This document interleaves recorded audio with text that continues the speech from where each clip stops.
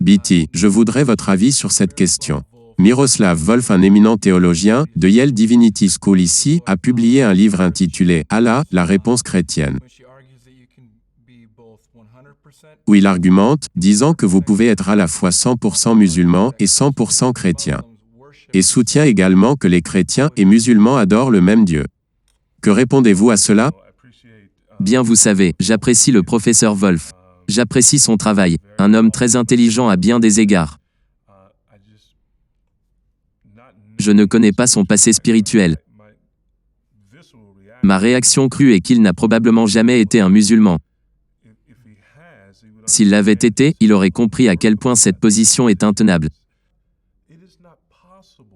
Il n'est pas possible d'être musulman et chrétien en même temps. Cela amène à la question, est-ce que c'est le même Dieu?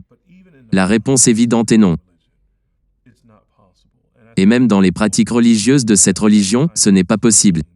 Et je pense que quand les gens font ce genre de revendications, ils échouent de comprendre combien de fois l'islam, ce sont des formes. Ce sont les rites. C'est toutes ces choses qui disent, tu ne peux pas être à l'intérieur et ne pas en faire partie. C'est juste impossible.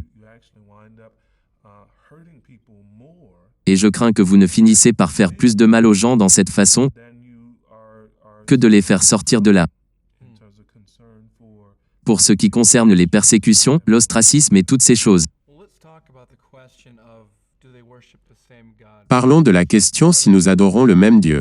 Parce qu'une partie clé de l'argumentation du Dr Volf est que les calvinistes et arméniens ont des vues différentes de Dieu. Et pourtant ils croient et adorent le même Dieu. Les chrétiens et les juifs ont des vues très différentes. Et pourtant beaucoup de chrétiens diront certainement qu'ils adorent le même Dieu que les juifs.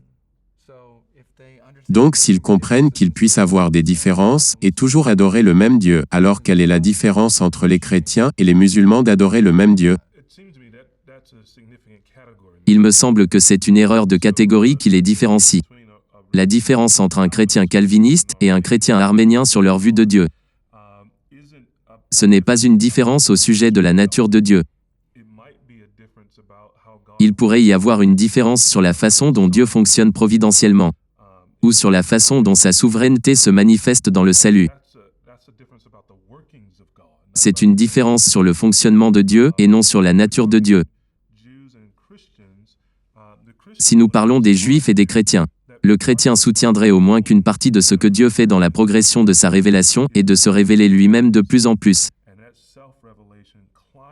Et que cette révélation de lui-même trouve son apogée dans la révélation en Christ et dans la Trinité.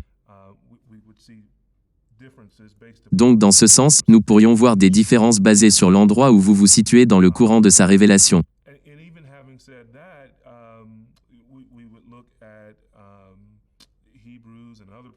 Et même en ayant dit cela, si nous examinons le livre des Hébreux et d'autres références, vous voyez que les Juifs lisent les Écritures comme les chrétiens.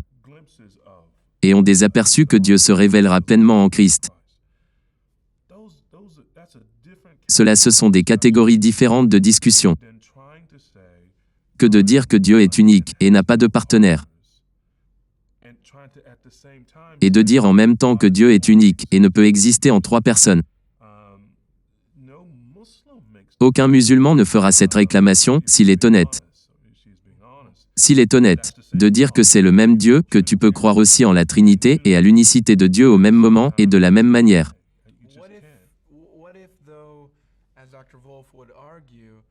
Qu'en est-il comme le Dr Volf argumente, que la compréhension musulmane de la Trinité n'est pas exacte, et que si nous arrivons juste à clarifier leur vue de la Trinité, que les musulmans verront différemment?